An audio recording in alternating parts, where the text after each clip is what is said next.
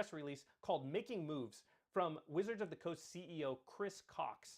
The article addresses increased investments in their digital teams to fully realize the enormous potential of their games. Now, the article is divided into 3 parts, which I'll go over very quickly. Number 1 is reimagine digital versions of Magic and other WotC games. They've created a new digital game studio, and Magic Online now is under the umbrella of that game studio. Number 2 is to bring WotC characters and worlds to other games and experiences. Chris actually mentions, wouldn't it be fun to play as a planeswalker throwing fireballs in an MMO?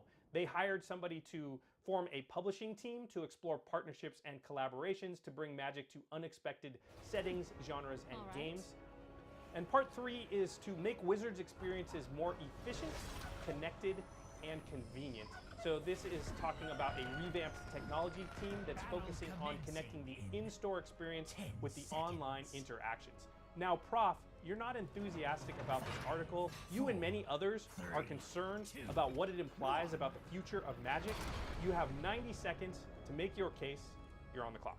Well, Josh, this article doesn't actually say anything of any substance, so I don't see how I can have too much confidence in the direction we're going, because it doesn't tell us the direction that we're going. It's incredibly full of corporate speak. We are energizing these departments. We have some grand ideas. Wouldn't it be fun if you could play as a planeswalker in an MMO or another game? Sure, I guess. Is that what we're doing? Nothing concrete was said. Not about what Magic Digital Next even means. What about the future of Magic Online? In fact, so little was said in this article, it sent players of Magic Online into a panic, thinking that they are not going to be able to transfer over their cards to whatever this new platform is. There was no assurances of anything. Ticket prices are dropping. People are unloading their connections. So largely what we see here is an article saying, we have big plans, but we can't tell you what those plans are. We're going in many different directions, but here is only the vaguest sense of what those directions are. And so this does not fill me with confidence. Let me know when you can tell me something concrete.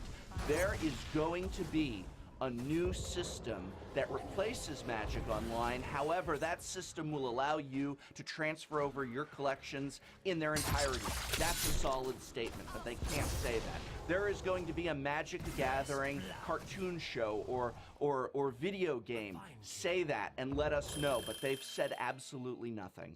Okay, that's a really interesting perspective and some very good points, Professor. Well, thanks, Josh, but I'm also interested to see what positive aspects of this article you took away. I actually see a lot of positives in the article, but you have to read between the lines a little bit. Chris Cox is an ex-Microsoft, ex-Leapfrog guy. He's got a ton of experience in the digital space. I'm sure that's why he was hired as the CEO. And you can tell that his mandate, his focus is going to be on the digital aspect of Magic, and I 100% think that's where their priority should be. So I'm glad, I'm encouraged that Wizards is focusing in the right place.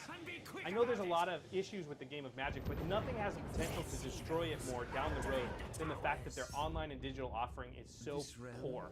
I mean, we've talked about it on the show many times. Prof, you even agree with this. The game doesn't even look like a game from 2017 or even 2010. I mean, you don't have to list all the reasons that it's bad, just look at it. And the analog we've seen over the past couple of decades, anything in the analog world that doesn't adapt or evolve to the online marketplace or the digital has trouble surviving. You can look at newspapers, magazines, you can look at the music business, books and bookstores, even the movie business doesn't sell DVDs and Blu-rays anymore. You download all that stuff off Netflix and iTunes. Magic needs to keep suit, they need to keep up with the technology. So I like this shakeup.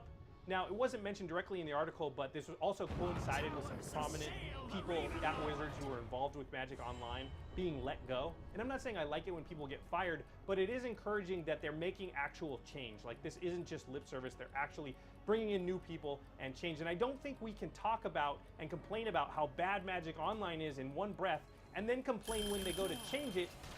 Those things just don't line up. Either you want change or you don't. Well, that's certainly fair, and I think we do have a tendency to complain in such a manner sometimes that it must feel for Wizards of the Coast that they're damned if they do or damned if they don't. But you are correct. There was a lot of outrage on social media, a lot of people unsure about what this means for the future of Magic. I guess it's time for your 45-second response. Well, certainly nobody's disagreeing that Magic Online needs to grow and evolve. The issue, however, is this article, which says absolutely nothing about how or even when it's going to evolve. When are we going to see these changes? It feels like we've been hearing promises along these lines for the last decade. That's really great for the CEO to release this statement. And yes, I agree, seeing some shakeups, that's probably the biggest thing that we've seen in a very long time. But let me know, what is actually going to happen? When is it actually going to happen? And what does this mean for Magic Online and the people who play it? None of this has even been hinted at. I don't even think that's between the lines. I mean, I do understand the frustration and what we wish they could say, but you know, there's a lot of reasons that they can't make promises that they don't know if they can keep yet.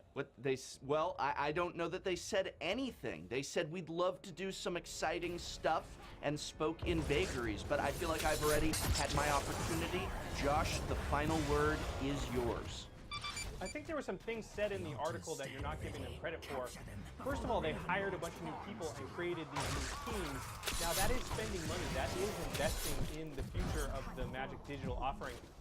You talk about Magic Digital Next a lot, but that wasn't actually mentioned in the article at all, so this is all just speculation and reading between the lines. We don't know what that product is, how it's going to relate to the current Magic Online. All this panic and everything, I mean, I get it, but it's just based on nothing. What we do know is that the article did not even really talk about the paper product at all. And it just shows that Chris Cox has come in as a CEO and he has identified the digital aspect of Magic to be what they need to be concentrating on. And I think that is what is encouraging. We need somebody that's coming in and saying, that's our focus. That's what we need to fix. Well, I definitely wish them well. I think that at our heart in this community, all Magic players would like to see this improvement done. Nobody is hoping that they fail, but there's a lot of skepticism from so many years of struggles in terms of Magic's digital offerings. I mean, do you think that in the past, this digital online thing has been their main focus? I mean, I think they've been stuck in the paper world and really concentrated there and focusing there. And I believe that moving into the future, they have to look at online and digital and be like, we have to have a very strong presence there or we're going to die. I know they want to. I don't know that their company is set up to do so. Maybe that's what we're seeing with the shakeups, but I do know this. I just want to hear some concrete information. Give me a date, give me an outline, give me some answers. But I think that we are starting to go in circles here. It's time to move on to the next topic, and that next topic is actually Cube and Magic Online. As those of you who play Cube on Magic Online know, it is not something that is offered constantly throughout the year. It's a very popular aspect of the program. Should Cube be offered year-round, or is it good that Cube is just a seasonal offering? Josh, I understand you're going to be tagging in a guest this week. That's right. As much as I love the Cube on Magic Online, I am not an expert. But I do know somebody who is. I'm going to be tagging in Judge April, the Cube connoisseur.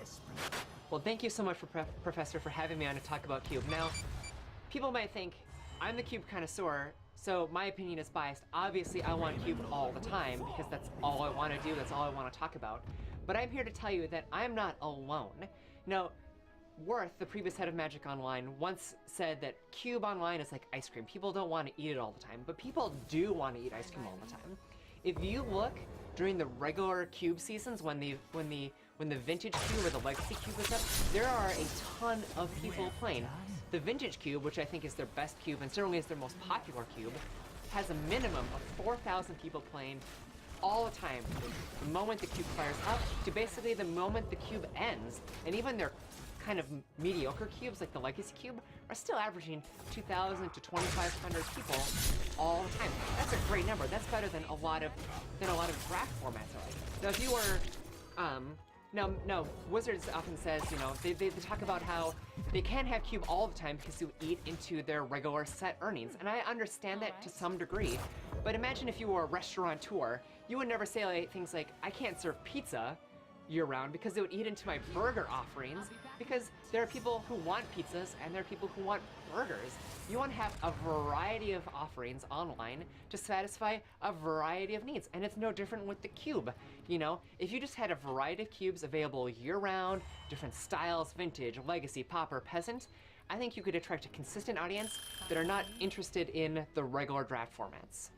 I understand very much that cube connoisseurs want to play cube 24/7. The problem, of course, is that Magic Online is a business with a limited customer pool. If they were to make cube and the many other possibilities of Magic Online available 24/7, then what you would see is a dilution of customers. When the new set comes out, there wouldn't be enough people interested in playing it to fire as many drafts, as many pre-release sealed pools as there currently is, because there's going to be this segment of the player population that is only cubing. Or why not offer only Lorwyn drafts, Mirrodin drafts, flashback drafts? I mean, if someone's willing to pay, just offer it, and Magic Online can offer all of this. The reason that we don't do this is because there wouldn't be enough people to fire those drafts. I am so sorry, but Magic Online is part of Wizards of the Coast, and Wizards of the Coast is a business, and offering cube, offering flashback drafts, offering every possibility that Magic Online can offer 24/7 is bad business. We must curate that which is available so that people go towards that curation. I know it sounds cynical, but it's the reality in which we live. So I completely sympathize with Wizards' need to have their new sets be completely successful. Them being successful means that I get to play Magic for years into the future. But there's a group of people, like myself, who only want to play cube. No matter how great a new set is, I'm just not going to play it. All I want to do is cube. And it blows my mind that Wizards can think, we don't need to serve these people. We don't need to take people like April's money. Take my money. You're not going to get it any other way other than having cube. And there are many great ways, I think, to feature new sets. Have block cubes. When you visit Innistrad for the next time, have an Innistrad block cube that just features cards from Innistrad, where like 1/4 or 1/6 of the new cards in that cube are from the new set. There are ways to feature new sets that drive love and attention to it, but don't take away for the ability for people like myself to continue to cube. You know, I think the idea of ice cream has been brought up a lot during this debate, and the truth of the matter is you don't want to have unrestricted access to ice cream, least of all among children, because then they will get bellyache and be sick. And we don't want that with our player draft. Cube is special, but part of that specialness comes from it being in limited, controlled release. As soon as this is available 24/7, it is no longer special. As soon as people can consume it 24/7, then it loses a dramatic amount of its appeal, and it becomes a leech on the Magic Online system, cutting into player enjoyment and cutting into profits. Thank you so much, April. It was a pleasure to have you on, and some great arguments. Thanks a lot. Moving on to our third and final topic of the day, we have a very serious issue in the multiverse, and that goes to the plane of Kaladesh, where rebels have risen up against the consulate of Kaladesh. This is the governing body of the plane of Kaladesh, and essentially this plane is in a type of civil war. Now, all planeswalkers should be advised not to travel to Kaladesh until the hostilities calm down. But this is a very complex issue. Is the governing body, the consulate of Kaladesh, in the right? Or do the rebels have a point with their complaints, with their uprising? We will be debating this here tonight. Josh, you are going to begin by taking the side of the rebels. Go ahead. They've gone too far, Prof. The consulate has gone too far, and they need to be stopped. Their confiscation of all of the inventions at the Inventors Fair, these are creations that should rightfully be used to the benefit of all the people of Kaladesh, not hoarded by the government. And their unlawful detentions, let's talk about their unlawful detention of many of the creators and inventors themselves without any due process under the law. These are acts that are clearly made by a tyrannical regime, They've created all these regulations and rules and ordinances and laws about the ether and how it can be used and how much of it and for what purpose. And you can talk about public safety and security, but we all know what this really is. This is a system put in place for one reason: to keep the rich and powerful in control and keep the common people down. The ether is a natural resource. It should be made available to all people. Are you going to sit here and tell me that Dale the Dwarf, sweating in his workshop, working on his new invention, his masterpiece, that's going to revolutionize the way that skyships are made, is he a threat to society? Does he deserve to have the automatons kick down his door, steal his tools and his blueprints? And yet we're hearing reports of this exact same thing happening all over the city of Kirapur. There's a saying: when you make peaceful revolution impossible, you make violent revolution inevitable. Let me just talk to Head Judge Tezzeret, or Grand Consul Tezzeret, or whatever he's calling himself. The people will not sit still for this. They toil every day to keep those cities running while you sit there in your shiny cogwork towers surrounded by the ether that you so jealously guard and control. Well, don't forget, those towers were built on the backs of the common people. All they have to do is walk away, and the whole thing will crumble. Long live the revolution. Wow, those are some very powerful words there, Josh. I can see that this is an issue that you care very much about, and I think that that's very reasonable. We all care about the people of these planes in the multiverse. Kaladesh is no exception. Yes, this is a developing story, and we're going to have to pay close attention to what's happening there in Kaladesh. Now, you're going to be telling the consulate side of the issue, and Prof, frankly, I'm curious to see how you defend this tyrannical government.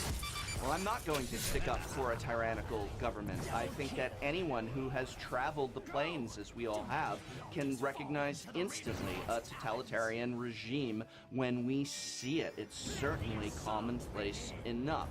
I am not going to argue that the ends justify the means. Change does need to happen on Kaladesh. All the injustices that you listed are indeed not acceptable.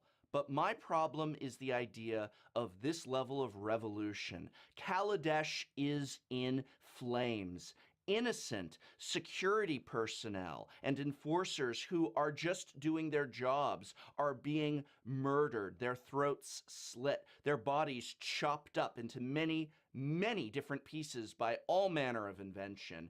And all of this over some elite inventors' creations being confiscated. You're right, those creations were for the betterment of Kaladesh and should not have been confiscated, but I do not see how that means the city needs to burn. And yes, we can say that the consulate keeps the streets safe, and